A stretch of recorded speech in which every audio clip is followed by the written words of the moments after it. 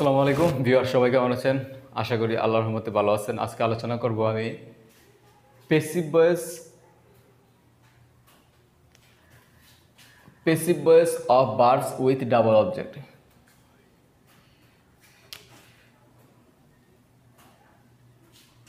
Sorry, একটু passive voice of verbs with double object, অর্থাৎ double object থাকলে একটা ইংরেজি বাক্যের যদি ডাবল অবজেক্ট থাকে তাহলে আপনি কিভাবে পেসিভ ভয়েস করবেন, আজকে আমি সেটা নিয়ে আলোচনা করব। এখন একটা ইংরেজি বাক্যে ডাবল অবজেক্ট আছে কিভাবে আপনারা বুঝবেন, এটা আমি গত অনেক ক্লাসে দেখাইছিলাম, ট্রান্সিটিভ এবং ইন্ট্রান্সিটিভ ভার্বও দেখাইছিলাম যে কীভাবে একটা ডাবল অবজেক্ট আপনারা বার করবেন। আমি তারপরে আপনাদেরকে একটু দেখাচ্ছি বারকে আপনারা কি বা কাকে দ্বারা প্রশ্ন করবেন। কি বা কাকে দ্বারা প্রশ্ন করে যদি উত্তর দোনোটারই পাওয়া যায় তাহলে ধরে নেবেন যে ডাবল অবজেক্ট আছে। ধরেন আমি প্রশ্ন করলাম প্রথমে টিচ, এই ভার্বটাকে প্রশ্ন করলাম কি শিখায়, উত্তর আছে ইংরেজি শিখায়। কাকে শিখায়? আজ আমাদেরকে শিখায়। তাহলে এখানে অবজেক্ট হচ্ছে কটা? দুইটা। এই প্রত্যেকটা বাক্য এখানে অবজেক্ট দুইটা আছে। আপনি কি বা কাকে দ্বারা প্রশ্ন করলে দুইটা ডাবল অবজেক্ট পাইবেন।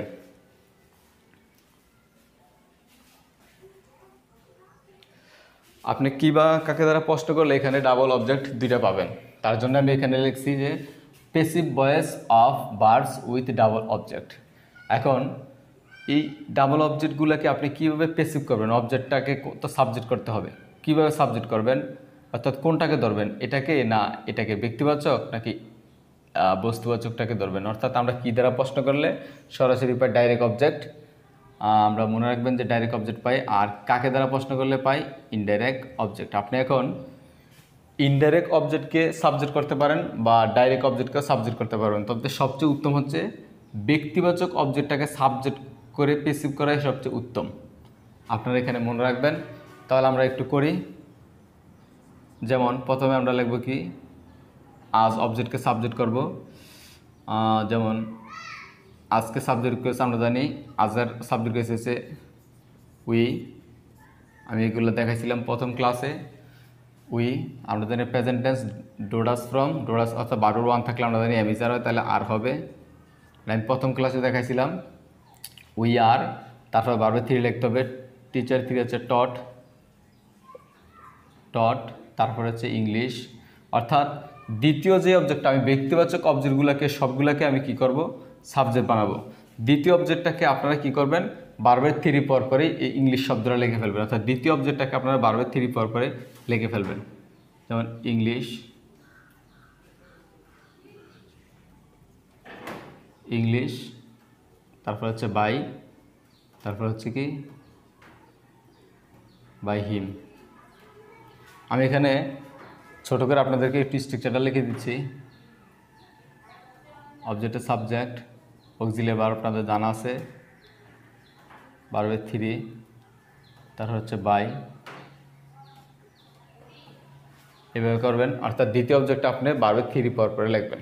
এখানে she gave me a flower. তাহলে আমরা কী করবো, প্রথমে এখানে ব্যক্তিবাচক অবজেক্টটাকে আমরা সাবজেক্ট বানাবো। আমরা জানি মি থাকলে কি হয়, মি থাকলে আমরা জানি আই হয়।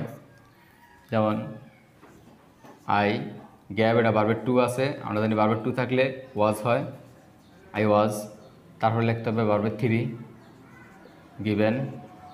তারপরে লিখতে হবে অতিরিক্ত অংশটাতে ফ্লাওয়ার লিখতে হবে, ফ্লাওয়ার। তারপরে লিখতে হবে বাই। তারপরে শি থাকলে আমরা জানি কী হয়, শি থাকলে হার হয়, হার, হার।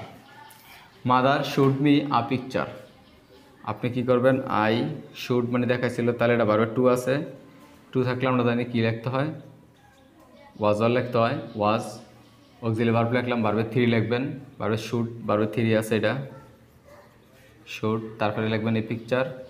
অর্থাৎ ভার্বের থ্রি পর পরে, আমি বারবার বলতেছি ভার্বের থ্রি পর পরে আপনাকে অবশ্যই যে দ্বিতীয় অবজেক্টটা আছে, অর্থাৎ আপনার কী দ্বারা যে উত্তরটা পাচ্ছে, কি এই কী দ্বারা উত্তর পাচ্ছে, এই উত্তরটাকে আপনারা দ্বিতীয় অবজেক্টটাকে ভার্বের থ্রি পর পরে লিখবেন। আশা করি বুঝতে পারছেন। তারপর হচ্ছে বাই, তারপর সাবজেক্ট অবজেক্ট, আমরা জানি মাদার থাকলে মাদারই হবে। আশা করি বুঝতেছেন। Nia has given me a pen, ঠিক একই রকম। যেমন মি থাকলে আমরা জানি আই হবে, তার আয়ের সাথে হ্যাভ এস থাকলে আমরা জানি হ্যাভ বিন হ্যাজ বিন হয়, হ্যাভ বিন। তারপরে ভার্বের থ্রি গিভেন, ভার্বের থ্রি আছে গিভেন। তারপরে লিখতে হবে কাকে দ্বারা কী দ্বারা প্রশ্ন করে যে উত্তরটা পাইছি এটা পেন। তারপর হচ্ছে বাই, আমরা জানি নিহা থাকলে নিহাই হবে। ফাদার টট আস ইংলিশ, ঠিক একই রকম, কোনো সমস্যা হবে না আশা করি। উই, আমরা জানি ভার্বের টু আছে, এটা ভার্বের টু থাকলে আমরা জানি ওয়াজার লিখতে হয়, তাহলে ওয়ার। তারপরে লিখতে হবে কি ভার্বের থ্রি, আমরা জানি টট, ভার্বের থ্রি আছে টট। তারপরে লিখতে হবে ইংলিশ, ইংলিশ বাই ফাদার। আশা করি বুঝতে পারছেন। Arifa will be teaching us Arabic, তাহলে আমরা এখানে ব্যক্তিবাচকটাকে ধরবো। তাহলে উই, আমরা জানি উইল বি থাকলে উইল বি বিং হয়, উইল বি বিং। তারপরে লিখতে হবে অক্সিলারি ভার্ব, লিখতে হবে ভার্বের থ্রি টট, টট। তারপরে অ্যারাবিক লিখতে হবে, অ্যারাবিক। তারপরে লিখতে হবে কি বাই আরিফা। তারপরে নিচেরটা যেমন she will have given me a book before 5 PM, তাহলে এখানে আমরা ব্যক্তিবাচকটাকে ধরলাম আই। উইল হ্যাভ থাকলে উইল হ্যাভ বিন হবে, আমরা এটা প্রথম পর্বে দেখাইছিলাম। Will have been given. তারপরে লিখতে হবে এ বুক, অর্থাৎ ভার্বের থ্রির পর অতিরিক্ত যা থাকবে সব কিছু আপনাকে লিখতে হবে। A book before 5 PM by her. আশা করি বুঝতে পারছেন। কিন্তু আপনি ইচ্ছে করলে এই বস্তুবাচক অর্থাৎ কী দ্বারা প্রশ্ন করে যেটা উত্তর পাইছি, আমরা তখন কাকে দ্বারা প্রশ্ন করে উত্তরটা করছি এটা সাবজেক্ট বানাইছি, কিন্তু আপনি কী দ্বারা অর্থাৎ টিচার্স অর্থাৎ শিখায়, কী শিখায় ইংরেজি শিখায়, আপনি ইংলিশকেও সাবজেক্ট করে পেসিভ করতে পারেন। আমি এখানে দু একটা করে দেখাবো আপনাদেরকে, দু একটা করে আপনাদেরকে দেখাবো যে ইংলিশকেও ডাবল অবজেক্ট থাকলে আপনি যে কোনো একটা করতে পারেন, কোনো সমস্যা নাই। দু একটা দেখালে আপনারা বুঝতে পারবেন আশা করি। যেমন আমরা যদি ইংলিশকে সাবজেক্ট বানাই, ইংলিশ ইজ অক্সিলারি ভার্ব, ভার্বের থ্রি টট, টট। তবে ব্যক্তিবাচকের বেলা আপনাকে এখানে অতিরিক্ত হিসাবে শুধু টু লিখতে হবে, টু আস, আর কিছু করতে হবে না। জাস্ট আপনি আজের আগে কী লিখতে হবে, টু লিখতে হবে, টু আস বাই হিম। আশা করি বুঝতে পারছেন। যেমন আমরা এই ফ্লাওয়ারকে অবজেক্টটাকে সাবজেক্ট ধরে করতে পারি, যেমন এ ফ্লাওয়ার। তারপরে আমরা কী লিখবো, অক্সিলারি ভার্ব লিখবো, যেমন গ্যাপ আছে তার জন্য আমরা লিখবো ওয়াজ। তারপর ভার্বের থ্রি, আমরা জানি গিভের থ্রি হচ্ছে গিভেন। তারপরে টু মি, তারপর আমরা লিখতে পারি বাই হার।